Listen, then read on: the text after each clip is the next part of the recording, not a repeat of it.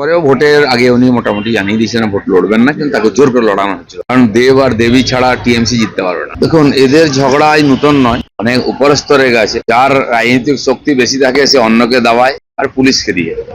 এদের এই অত্যাচার লড়াইতে সাধারণ মানুষ অতিষ্ঠ, আর এর কোনো সমাধানও নেই, কারণ রাজনৈতিক বড় নেতাদের হাত আছে। শাহজাহান শেখের যে কেস, তার থেকে মানুষের দৃষ্টি ঘোরাবার জন্য, ওটাকে হালকা করাবার জন্য আর এটা করা হয়েছে।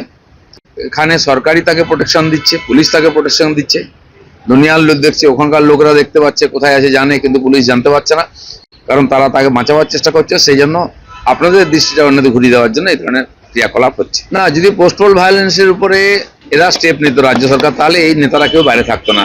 18 জন আমরা কেস করতে পারিনি, আমাদের কেস নেয়নি বলে সিবিআই কেস করেছে। টিএমসির নিজের রাজনৈতিক স্বার্থে আর এই ধরনের কাজ করতে হয়, তাকে হয়তো একটুখানি কড়কে দেওয়ার চেষ্টা আর সাধারণ মানুষের দৃষ্টি ফেরানোর চেষ্টা।